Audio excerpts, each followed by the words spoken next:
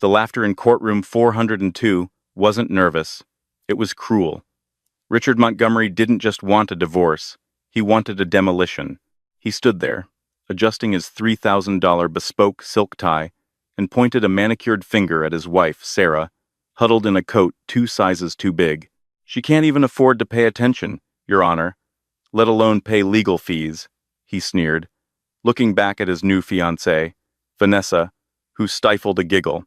The gavel banged, sealing the judgment that left Sarah with nothing but the clothes on her back. But Richard should have checked the clock, because precisely 3 minutes later, a man in a charcoal suit would walk through those double doors and change the definition of net worth forever. Richard thought he won the lottery by leaving her. He had no idea he just walked away from the bank itself. The fluorescent lights of the Manhattan Superior Court hummed with a low, irritating buzz that seemed to burrow specifically into Sarah Jensen's skull. She sat at the defendant's table, her hands clasped tightly in her lap, staring at the scuffed linoleum floor. Her knuckles were white, the skin rough from months of scrubbing floors at the diner, where she picked up shifts just to pay for the motel room she was currently living in. Across the aisle, the atmosphere was entirely different. It smelled of sandalwood cologne and arrogance. Richard Montgomery, the man she had loved for 6 years, the man she had supported while he finished his MBA and climbed the corporate ladder at Stratton Oakmont Financial, was currently whispering something into the ear of his attorney, Harrison Blackwood. Blackwood was a shark in a pinstripe suit, a man known for tearing spouses apart for sport. They both chuckled. "Mr. Montgomery," Judge Harriet Moore said, her voice weary. She adjusted her glasses, looking down at the file. "We are here to finalize the dissolution of marriage and the division of assets. Although, looking at the financial affidavits, the word assets seems to be doing a lot of heavy lifting on one side." Richard stood up, buttoning his jacket. He looked every inch the rising star of Wall Street, tall, blonde, with a jawline that looked carved from marble. He flashed a charming, practiced smile at the judge. "Your Honor, if I may," Richard said, his voice smooth as aged whiskey. "I've tried to be generous. I really have. But Sarah, well, Sarah has never really understood the value of money. She brings nothing to the table. She came into this marriage with debt, and she's leaving with, well, let's just call it freedom to find someone more on her level." Sarah flinched. It wasn't just the words, it was the tone. It was the same tone he used when he told her she embarrassed him at company dinners because she didn't know which fork to use for the salad. The same tone he used when he explained why he couldn't take her to the Hamptons because she didn't have the wardrobe for it. "Objection," squeaked Elias Finch. Sarah's lawyer was a stark contrast to Blackwood. Elias was 72, wore a cardigan under his jacket, and operated out of a small office above a bakery in Queens. He was working pro bono because he had known Sarah's mother, briefly, decades ago. "On what grounds, Mr. Finch?" Judge Moore asked, rubbing her temples. "Relevance, Your Honor," Elias said, shuffling his papers. "Mr. Montgomery's personal opinion of my client's social standing is not relevant to the equitable distribution of marital property." Harrison Blackwood stood up, not even bothering to look at Elias. "Your Honor, it is entirely relevant. We are arguing that Mrs. Montgomery, Miss Jensen is not entitled to alimony because she contributed nothing to the accumulation of wealth. Richard made the money. Richard bought the penthouse. Richard paid the bills. Sarah existed." "I cooked," Sarah whispered. It was the first time she had spoken in an hour. Her voice was raspy. "I cleaned. I ironed your shirts, Rick. I proofread your thesis." Richard turned to her, his eyes cold and dead. "And I appreciate the domestic help, Sarah, but let's be real. I could have hired a maid for a fraction of what you cost me in social capital. You're a liability, Sarah. You always have been. You're poor in spirit, poor in mind, and let's face it, poor in reality." He laughed then, a short, sharp bark of amusement. "She's here wearing a coat from a thrift store, Your Honor, asking for half of my bonus. It's laughable. She wouldn't know what to do with that kind of money. She'd probably spend it on, what? Cat food and lottery tickets?" In the back row of the gallery, a woman with perfectly blown-out brunette hair covered her mouth to hide a smile. Vanessa, the woman Richard had been working late with for the past 8 months. She wore a diamond on her finger that cost more than Sarah's entire childhood home. Sarah felt the tears prickling, but she refused to let them fall. She remembered what her father had told her, years ago, before he vanished into the ether of the medical system and hospice care. Dignity, Sarah. It's the one thing they can't tax, and they can't steal. You hold on to it. Mr. Montgomery, Judge Moore said sharply, refrain from insults. The court is aware of the financial disparity. It's not just financial, Your Honor, Richard pressed, sensing victory. It's a lifestyle incompatibility. I am moving forward. I am becoming a partner at the firm. I need a partner who fits that life. Sarah is. She's a sweet girl, really, but she's a peasant trying to live in a palace. I'm doing her a favor, setting her free to go back to wherever people like her belong. People like me? Sarah stood up. Her chair scraped loudly against the floor. Elias put a hand on her arm. Sarah, sit down. No, Sarah said, her voice shaking but gaining volume. You mocked me for 3 years, Rick. You made me feel small, so you could feel big. You think because your father owns a dealership in New Jersey that you're American royalty. Richard smirked. And who was your father, Sarah? A mechanic? A drifter? You never even talked about him. Probably too ashamed. My father, Sarah said, her voice dropping to a whisper that somehow carried across the room, taught me that the loudest man in the room is usually the weakest. Richard rolled his eyes. Touching. Can we wrap this up, Your Honor? I have a lunch reservation at Le Bernardin at 1, and I'd hate to keep Vanessa waiting. The judge sighed. She looked at Sarah with pity, a look Sarah hated more than Richard's scorn. The court finds in favor of the plaintiff regarding the prenuptial agreement, which I find to be valid. Ms. Jensen, you are awarded the 2018 Honda Civic and a lump sum payment of $5,000. You are to vacate the premises by midnight tonight. No alimony is awarded. Harrison Blackwood high-fived Richard. It was a disgusting display of unprofessionalism, but they didn't care. They had won. They had crushed the gold digger, who wasn't even good at digging. Richard leaned over the table toward Sarah. $5,000. Don't spend it all in one place, sweetie. Maybe buy yourself a clue. Sarah sat back down, numb. It was over. She was homeless, divorced, and humiliated. Court is adjourned. Judge Moore banged the gavel. But as the sound of the gavel faded, the heavy oak doors at the back of the courtroom groaned open. The man who entered didn't look like a lawyer. He looked like he owned the lawyers. He was older, perhaps in his late 60s, with silver hair swept back impeccably. He wore a charcoal 3-piece suit that whispered of Savile Row, tailoring the kind where the fabric absorbs light rather than reflecting it. He carried a leather briefcase that looked older than the United States Constitution, battered, but clearly precious. Behind him walked 2 younger associates, both carrying thick, bound documents, and a heavy-set security guard who took up a position by the door, locking it from the inside. Excuse me, Judge Moore said, halfway out of her chair. This session is closed. Who are you? Richard, who was busy putting his arm around Vanessa, who had just rushed the railing to congratulate him, turned to look at the intruder with annoyance. Yeah, buddy, show's over. The poor girl lost. Go beg somewhere else. The man in the charcoal suit ignored Richard entirely. He walked straight to the center of the room, past the bar, and stopped in front of the judge. He placed the leather briefcase on the plaintiff's table, right on top of Richard's paperwork. My name, the man said, his voice a deep baritone that commanded instant silence, is Arthur P. Sterling.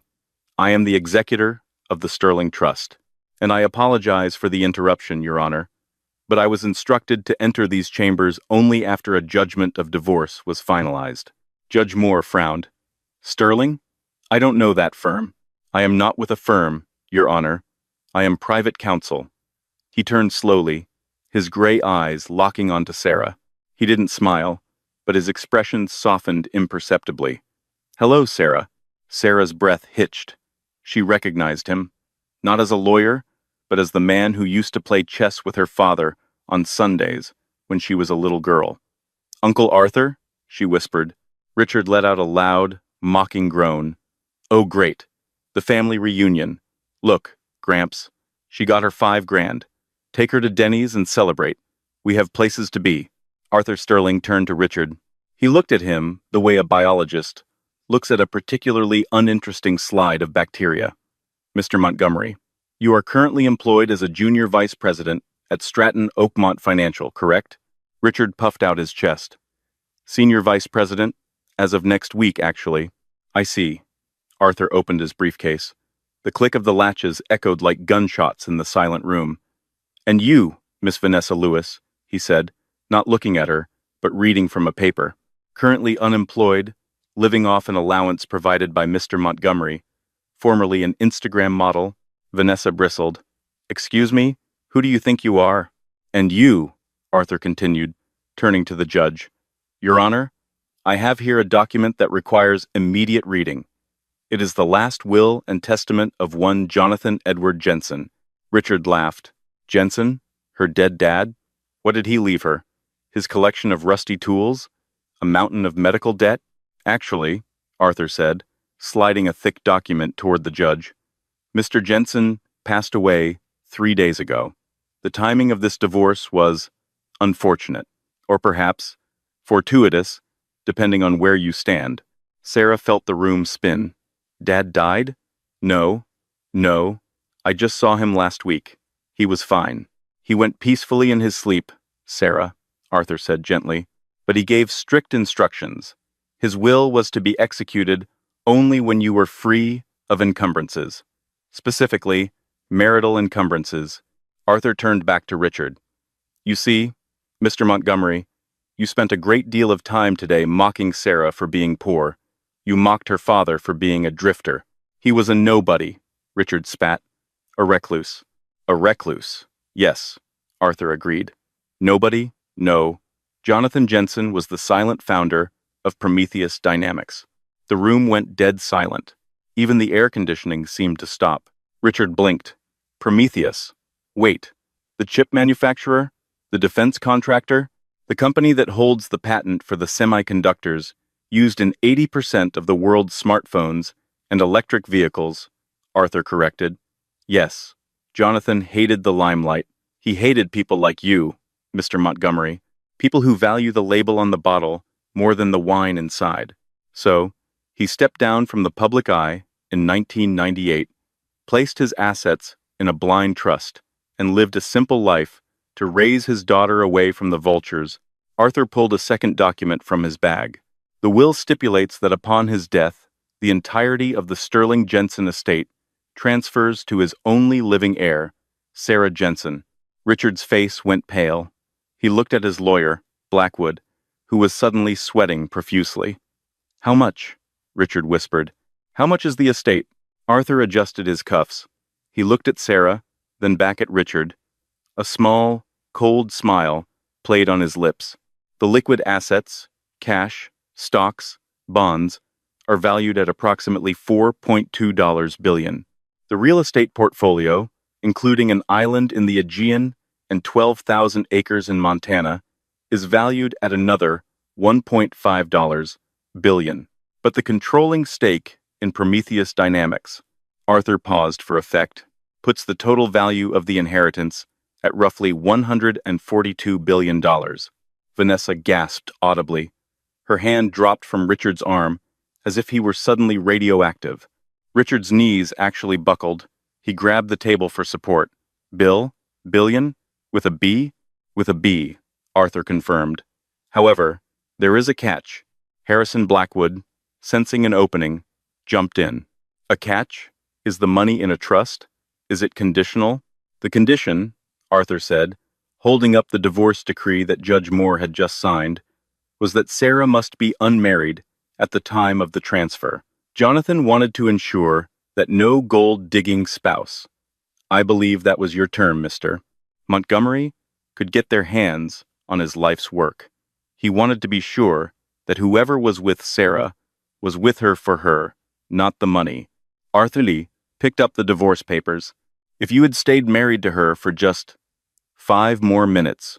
Arthur checked his watch.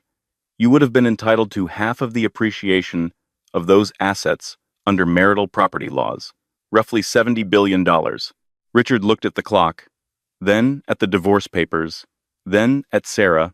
But, Arthur continued, since you were so eager to finalize this judgment, and since you were so adamant that Sarah takes nothing but her debts, well, the court has spoken. You are divorced. The estate passes to Sarah Jensen, sole and separate property. Sarah sat there, stunned. She didn't care about the money. She was still processing that her father was gone. But looking at Richard's face, a mixture of horror, greed, and nausea, she felt something spark inside her. It wasn't joy. It was justice. Wait, Richard stammered, stepping forward, his hands shaking. Wait, Your Honor. I wasn't in my right mind. The stress. I want to withdraw the divorce petition. Harrison Blackwood chimed in, desperate. Your Honor, clearly there has been a mistake. My client was under duress. We move to vacate the judgment. Judge Moore looked at Richard over her spectacles. She remembered his arrogance. She remembered his mockery. She remembered cat food and lottery tickets. She picked up her gavel. Mr. Montgomery, the judge said, her voice icy, you insisted on an expedited ruling. You mocked this court's time. You insulted the defendant.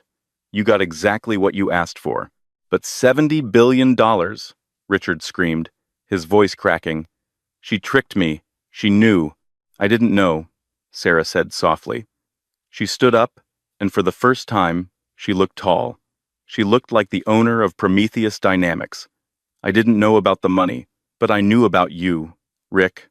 I knew you'd leave the second you thought you could do better. Richard lunged toward her, his eyes wild. Sarah, baby, listen. I didn't mean it. It was a game. You know how lawyers are.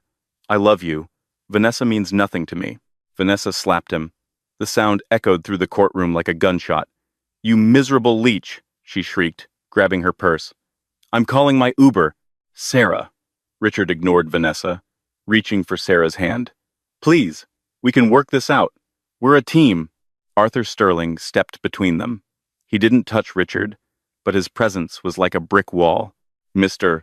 Montgomery, Arthur said, I believe the lady has a Honda Civic to catch, and you have a lunch reservation at Le Bernardin. I suggest you hurry. I hear they charge a fee for no-shows. And considering you just lost the biggest lottery ticket in history, you might want to save your pennies. The walk from the courtroom to the parking garage was usually a lonely one for defendants who had just lost everything. But for Sarah, it felt like an extraction mission from a hostile war zone. Arthur Sterling moved with a speed that belied his age. He flanked Sarah on the left, while the heavy-set security guard, whose name, Sarah learned, was Barrett, cleared a path through the throng of people in the hallway. Don't stop walking, Arthur murmured, guiding her by the elbow. Don't look at them. Don't answer them. Answer who? Sarah asked, dazed. It's just people. But as they pushed through the heavy glass doors of the courthouse, the world exploded in flashes of white light. Miss Jensen, is it true you're worth more than Amazon? Sarah, over here. Did you hide the assets from your husband? Richard says you defrauded him. Any comment? Sarah shielded her eyes. How do they know? We just walked out of the room. Court records are public. But this. Arthur grimaced, shoving a microphone away from Sarah's face. This was a leak. Someone tipped them off, the second the gavel banged. Likely a clerk, looking for a payout. They reached the curb. Sarah expected to see her rusted 2018 Honda Civic. Instead, 3 black Cadillac Escalades were idling, their engines purring with a low, menacing rumble. Get in the middle one, Arthur commanded. Sarah. The scream came from behind them. It was Richard. He was running down the courthouse steps, his tie flapping over his shoulder, his face a mask of sweaty desperation. He looked like a man who had just watched his parachute fail to open. Sarah, wait!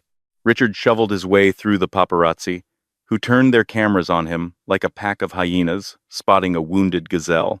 Mr. Montgomery, did you really divorce the richest woman in New York for a yoga instructor? A reporter from TMZ shouted. She's not a yoga instructor, Richard yelled back. distracted. She's a... Get out of my way. He reached the escalade, just as Barrett was closing the door.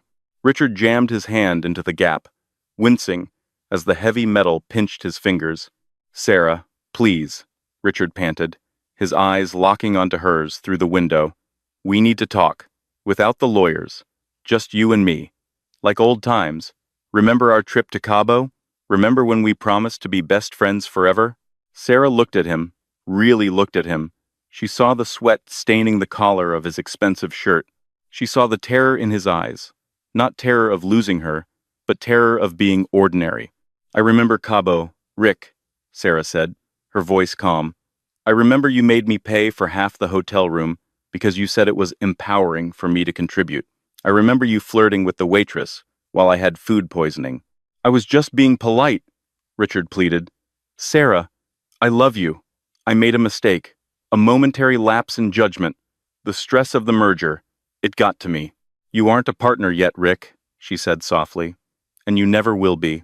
Barrett shoved Richard back with one hand. The man stumbled, tripping over a cameraman's cable and sprawling onto the dirty sidewalk. Go, Arthur said to the driver. The convoy peeled away, leaving Richard Montgomery on his knees, surrounded by the flashing lights of 100 cameras, capturing the exact moment his life fell apart. Inside the Escalade, the silence was thick. Sarah slumped into the leather seat, the adrenaline fading, replaced by a crushing wave of grief. He's really gone, isn't he? She whispered. My dad. Arthur opened a small refrigerated compartment and handed her a bottle of water. He is, Sarah. I'm so sorry. He fought the cancer for 2 years. He didn't want you to know. He didn't want you to see him weak. And he didn't want Richard to know the clock was ticking. Why? Sarah asked, tears finally spilling over. Why all the secrets? Why the poverty? We lived in a 2-bedroom apartment in Queens. He drove a truck. He fixed toasters for neighbors. Arthur sighed, looking out the tinted window as the Manhattan skyline blurred by. Jonathan was a genius, Sarah. A true, terrified genius. When he invented the Prometheus protocol in the late 90s, the algorithm that allows quantum computing to interface with biological systems, he realized 2 things. 1, it would change the world, and 2, it would make him a target. Arthur turned to her. He saw what money did to his friends. He saw what it did to families. He wanted you to grow up knowing the value of $1, yes. But more importantly, he wanted to protect you from the sharks. He wanted to know that when you eventually married, it would be for love. He tested Richard. Sarah frowned. Tested him? How? The job at Stratton Oakmont, Arthur revealed. Your father pulled strings to get Richard that interview. He wanted to see if Richard would use the opportunity to build a life with you, or if he would use it to outgrow you. He monitored Richard's emails, his spending, his extracurricular activities. Sarah felt sick. He knew about Vanessa? He knew about Vanessa before you knew about Vanessa, Arthur said grimly. He knew about the 3 others before her, too. Sarah gasped. 3?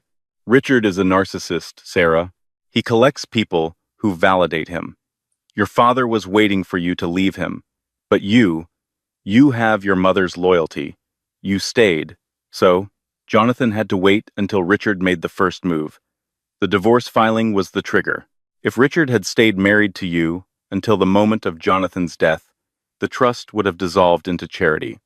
Richard would have gotten nothing, and you would have received a modest stipend. So, Sarah's mind raced. Dad bet on Richard divorcing me? He bet on Richard's greed, Arthur corrected, and he won. By divorcing you before the will was read, Richard legally severed his claim to the estate. It's the greatest short sell in history. The car phone buzzed. Arthur picked it up, listened for a moment, and smiled a sharp, predatory smile. Put him on speaker, Arthur said. Who is it? Sarah asked. Mr. Reginald Sterling, my brother, and the senior partner at Stratton Oakmont Financial. A voice crackled over the speakers, smooth and terrified.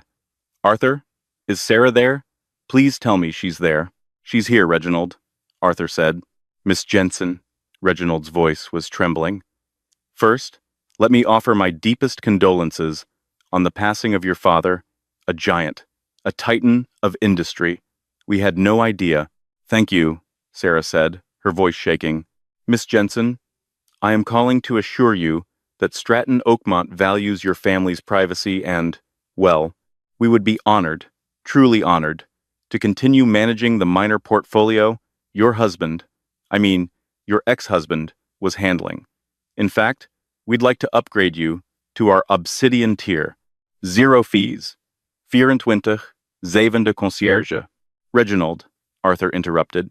Sarah is currently reviewing her options, but she did have a question about one of your employees. Anything. Name it.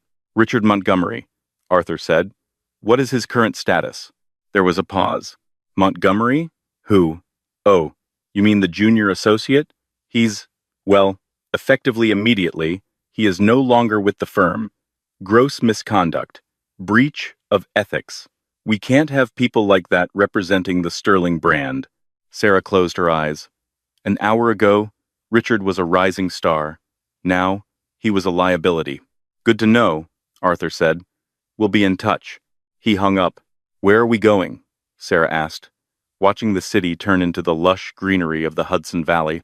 Home, Arthur said. The real home. You need to prepare, Sarah. The divorce was just the opening act. Richard won't go quietly. He's going to sue. He's going to lie. And he's going to try to destroy you to get a settlement. You need to be ready to fight. I don't know how to fight, Sarah whispered. I'm a waitress. I scrub floors. Arthur looked at her, his eyes gleaming. You're a Jensen, Sarah. You don't scrub floors anymore. You buy the building and evict the dirt. The house was a fortress. Located in the hills of Cold Spring, looking down over the Hudson River, the Jensen estate was a sprawling compound of glass, steel, and stone that seemed to grow organically out of the cliffside. It had a helipad, a bunker, and enough security personnel to invade a small country. Sarah wandered through the halls, in a daze. The walls were lined with art she recognized from textbooks, a Monet here, a Rothko there. In the center of the living room, resting on a pedestal, was the chessboard her father used to play on. It was made of jade and obsidian. He sat here every night, Arthur said, walking in with a tablet, watching the markets, watching you. Why didn't he tell me? Sarah asked again, tracing the edge of a rook. We could have had this time together. He was protecting you from this. Arthur swiped the tablet and handed it to her. It was a news feed. Trending. The $1 trillion divorce. Hashtag.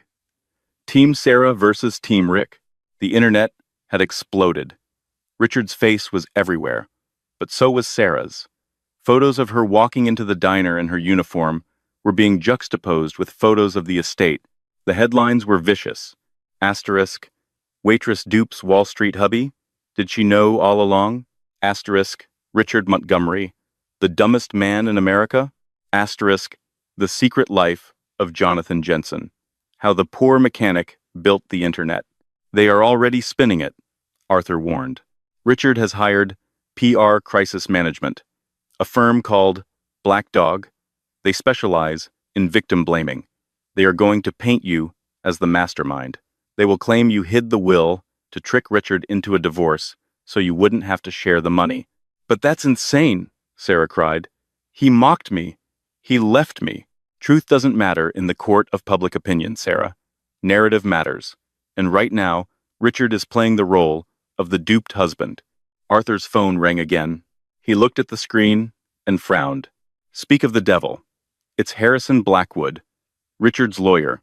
Arthur put it on speaker again. Arthur, Blackwood's voice was oily, oozing false confidence. I hope you and Miss Jensen are settling in. Lovely property. I hear the property taxes are a killer, though. What do you want, Harrison? Arthur snapped. We want to talk settlement, Arthur. Look, Richard is a reasonable man. He understands that legally, he stepped in a bear trap. But ethically, morally, he supported that woman for 6 years. He paid for her food, her clothes, her shelter. He bought her a coat from Goodwill, Harrison. We have the receipts. Details. Details. Blackwood waved it off. Here's the deal. Richard is prepared to file a suit claiming Fraud in the inducement. He's going to claim Sarah knew about the inheritance and deliberately withheld the information to sabotage the marriage contract. We have witnesses. You have Vanessa, Arthur scoffed, a woman who is currently selling her story to the Daily Mail for 10 grand. We have others, Blackwood said darkly. Look, we don't want a long court battle. It's bad for the stock price of Prometheus Dynamics. The markets are jittery. They don't like uncertainty. We are willing to walk away for a flat fee. Sarah leaned forward. How much? 5 billion, Blackwood said. Cash, tax-free, a drop in the bucket for her, but enough for Richard to rebuild his dignity. Arthur looked at Sarah. It was her decision. Sarah thought about the 5 billion. It was an unfathomable amount of money. She could pay him to go away. She could never see his face again. It would be easy. Then she remembered the courtroom. She's a peasant trying to live in a palace. Cat food and lottery tickets. Sarah took the phone from Arthur. Hello, Harrison, she said. Her voice was different now. The tremble was gone. It was replaced by the cold, hard steel of the Hudson River wind. Ah, Sarah, Blackwood purred. So good to hear your voice. I assume Arthur has explained the situation. 5 billion is very generous, considering. No, Sarah said. Excuse me? No, Sarah repeated. No settlement, no cash, no deal. Miss Jensen, Blackwood's voice hardened. If you refuse, we will drag this out for years. We will subpoena every text message you've ever sent. We will depose your friends, your coworkers, your second-grade teacher. We will make your life a living hell. We will freeze the assets. You can't freeze the assets, Harrison, Arthur interjected. The trust is irrevocable and domiciled in the Cayman Islands. You can sue until the sun burns out. You won't touch a dime of the principal. We'll see about that, Blackwood snarled. We'll see how she likes being the most hated woman in America, the Black Widow who stole her husband's future. Bring it on, Sarah said. And Harrison, tell Richard something for me. What? Tell him I'm enjoying the freedom he gave me. And tell him that the Honda Civic is parked on the street if he wants to sleep in it. That's the only asset he's ever getting from me. She hung up. Arthur looked at her, a slow smile spreading across his face. Your father would have loved that. I'm not done, Sarah said, standing up. I want to go to the company. I want to see Prometheus. I want to know what I actually own. Now? Arthur asked. It's 8 p.m. Now, Sarah said. If I'm going to be a CEO, I need to stop thinking like a waitress. The headquarters of Prometheus Dynamics, NPM. The building was a black monolith in the center of the financial district. It had no sign, just a stylized flame logo in the lobby. As Sarah walked in, security guards snapped to attention. They knew who she was. The memo had gone out. Arthur led her to the top floor, the 90th floor. The elevator opened into a room that looked more like a laboratory than an office. Walls of screens displayed shifting data streams. In the center of the room was a large glass cylinder, humming with a blue light. What is that? Sarah asked. That, a voice came from the shadows, is ether. A woman stepped out. She was Asian American, sharp-featured, wearing a lab coat over a punk rock t-shirt. She looked exhausted, but brilliant. Dr. Jin. Arthur nodded. This is Sarah Jensen.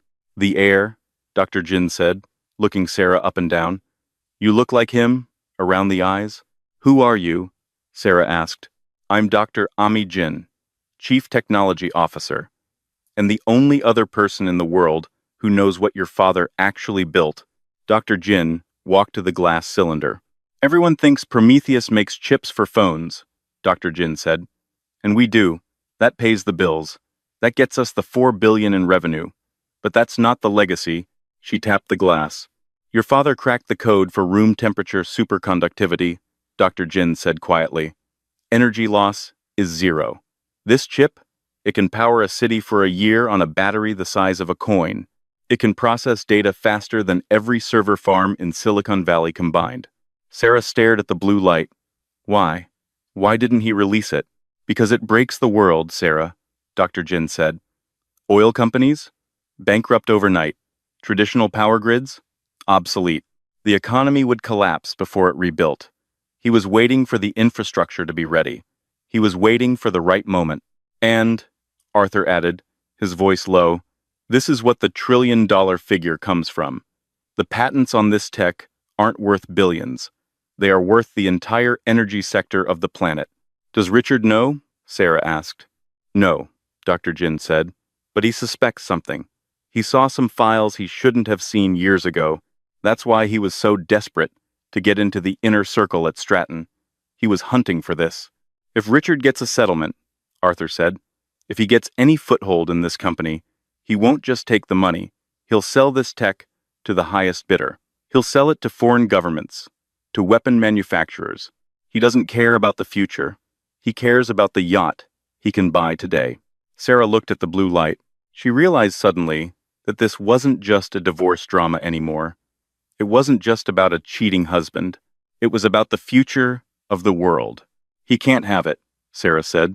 He's going to come for it, Dr. Jin warned. And he's not alone. I just got an alert.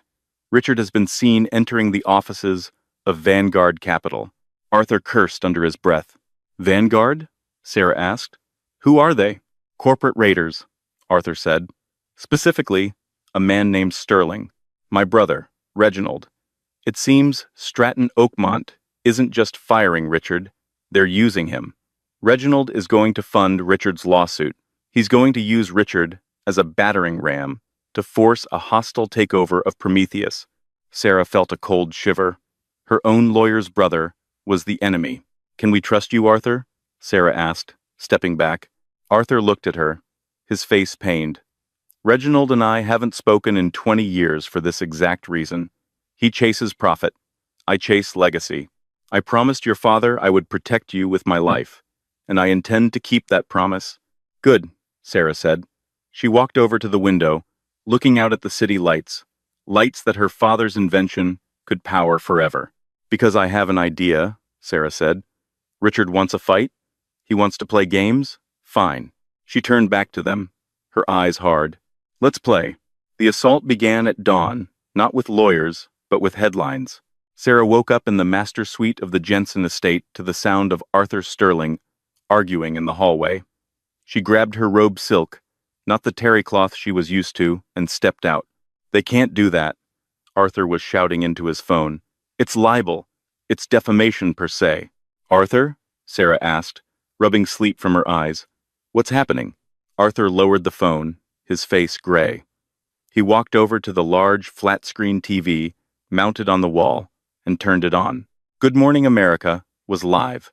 Richard Montgomery was sitting on the beige couch, looking like a broken man. He wore a simple sweater, no tie. His eyes were red-rimmed, likely the work of a makeup artist, but effective. Beside him sat a shark-like woman with a severe Bob Linda Vance, the most aggressive PR crisis manager in the country.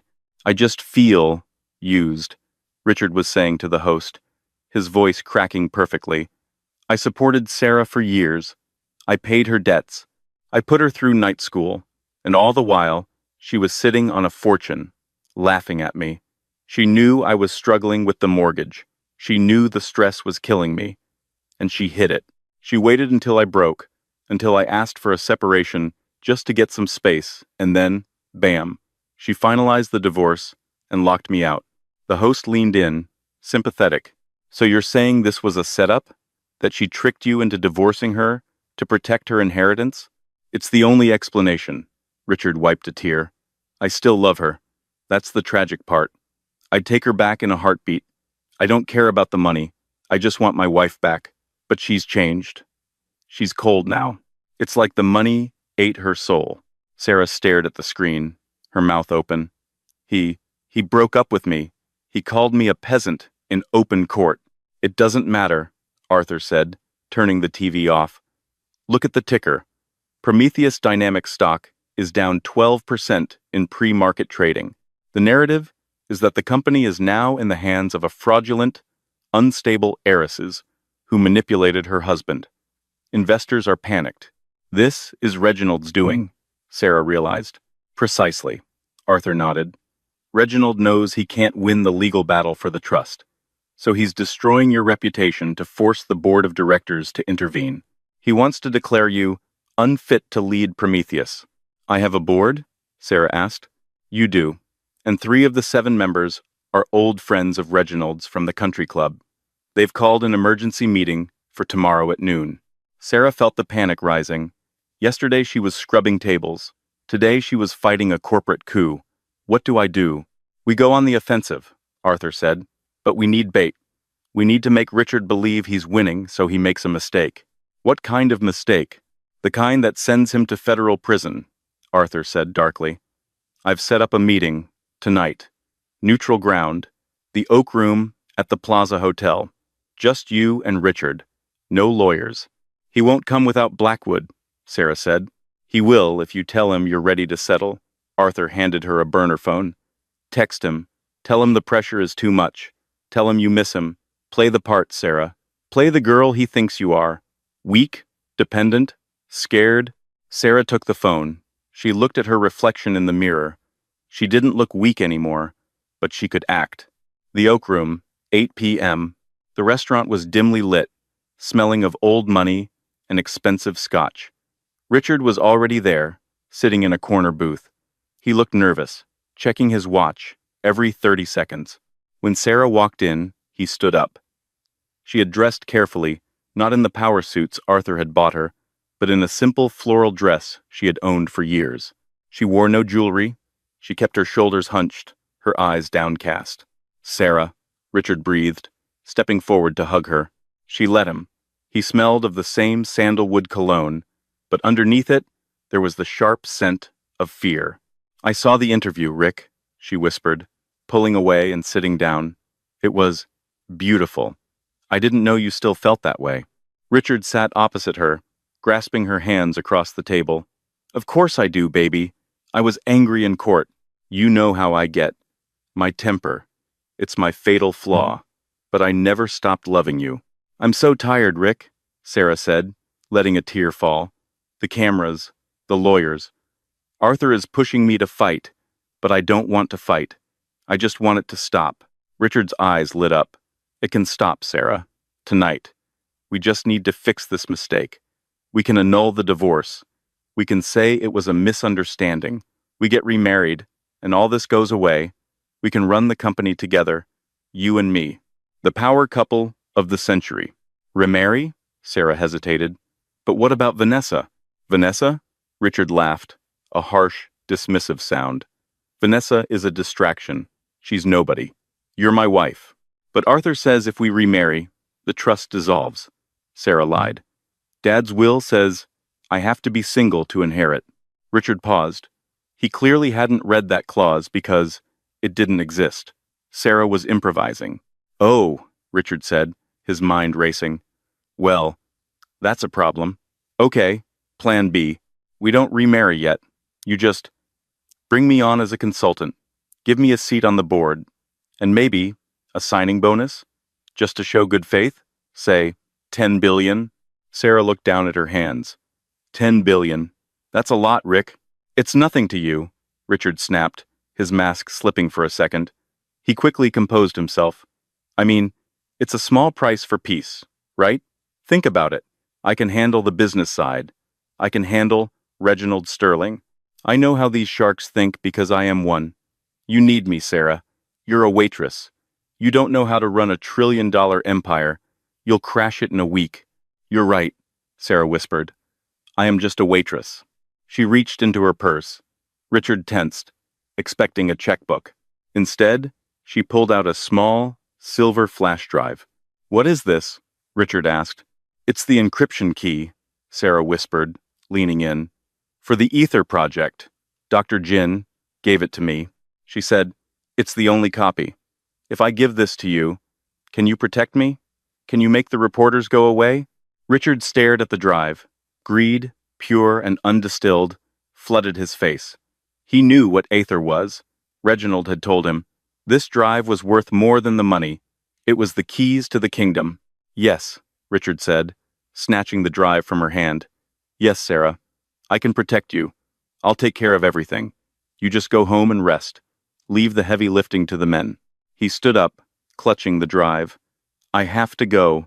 I have to secure this. Rick, wait, Sarah said. Don't you want to finish dinner? Not hungry, he said, already backing away. I'll call you tomorrow, baby. We're going to be so happy. He turned and practically ran out of the restaurant. Sarah watched him go. She picked up her glass of water and took a slow sip. Then, she pulled a small earpiece from her hair. Did you get that? She asked. Loud and clear, Arthur's voice came through, and the video feed is crystal clear. We have him on tape admitting he's only interested in the asset, soliciting a bribe, and accepting stolen corporate property. Is the drive real? Sarah asked. The drive, Dr. Jin's voice cut in, sounding amused, contains 4 gigabytes of encrypted malware. As soon as he plugs that into Reginald's server, it's going to infect their entire network. It will locate every illegal trade, every offshore account, and every dirty email they've sent in the last 10 years. Sarah smiled. It was the first genuine smile she'd had in days. He thinks he won the lottery again. He just pulled the pin on a grenade, Arthur said. Get home, Sarah. Tomorrow is the board meeting. It's time to detonate it.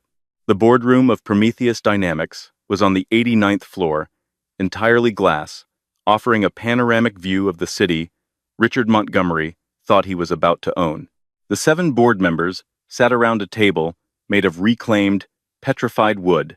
3 of them, Reginald's cronies, looked smug. The other 4 looked terrified. Sarah walked in at 11:59 a.m. She wore a white suit, sharp and tailored. Arthur Sterling walked 1 step behind her, carrying his battered briefcase.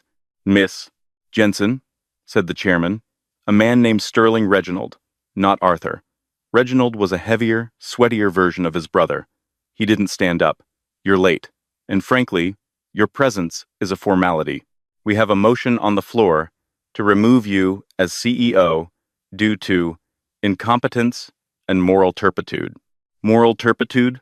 Sarah raised an eyebrow, taking the seat at the head of the table. That's a big word, Reginald. Did you learn it from the SEC indictments? You've been dodging? Reginald turned purple. You insolent.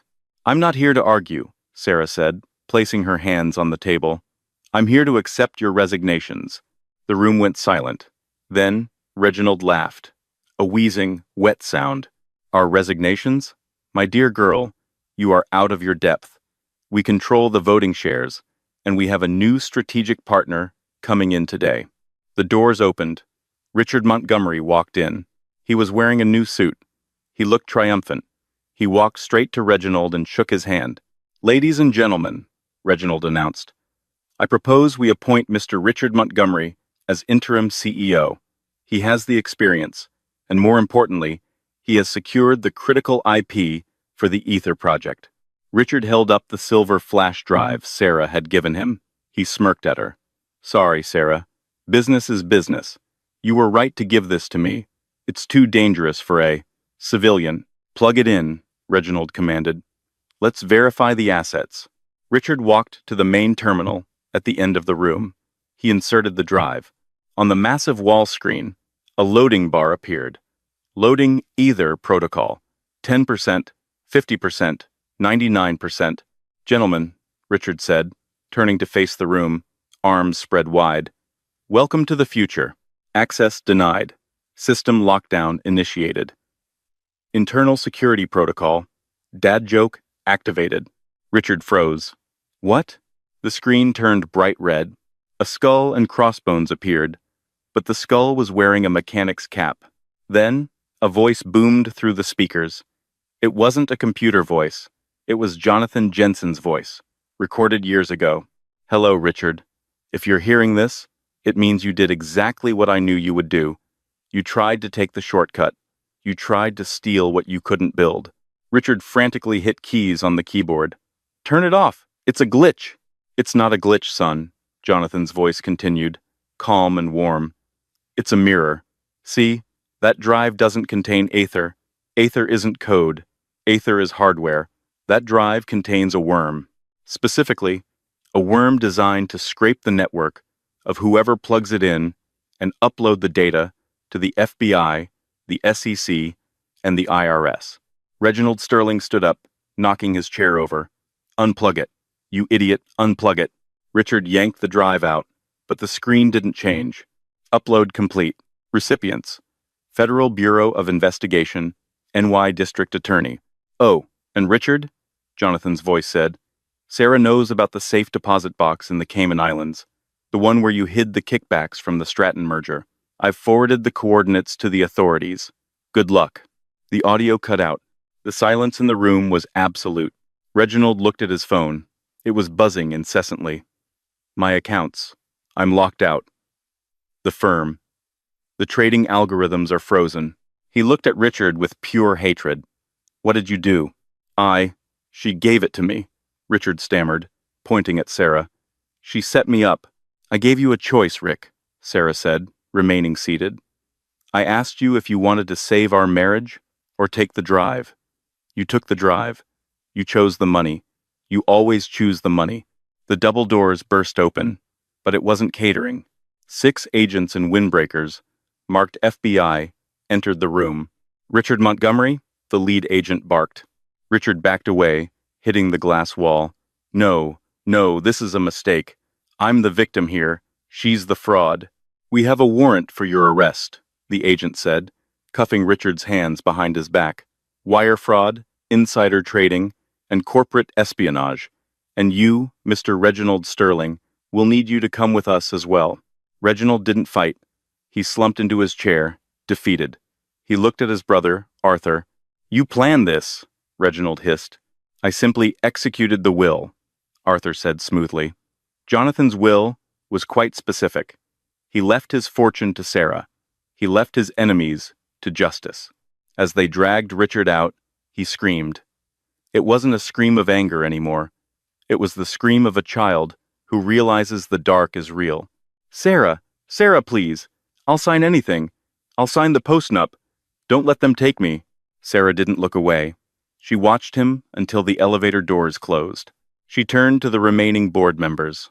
The 4 men who hadn't sided with Reginald were trembling. Gentlemen, Sarah said, standing up, I believe we have some vacancies to fill, and I have some ideas about the future of this company. Specifically, we're going to lower the price of our medical tech by 90%. We're going to give back. One of the board members cleared his throat. But, Miss Jensen, the profits. Sarah smiled. It was the smile of a woman who had walked through fire and come out made of steel. I have $140 billion, she said. I think we can afford to be human.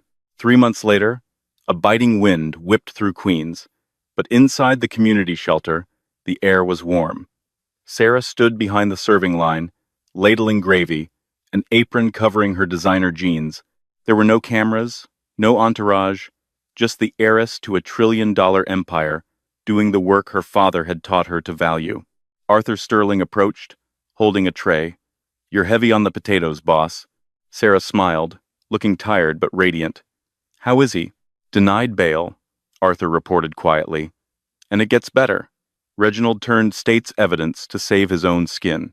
He gave the feds everything, the insider trading, the offshore accounts. He pinned it all on Richard as the mastermind.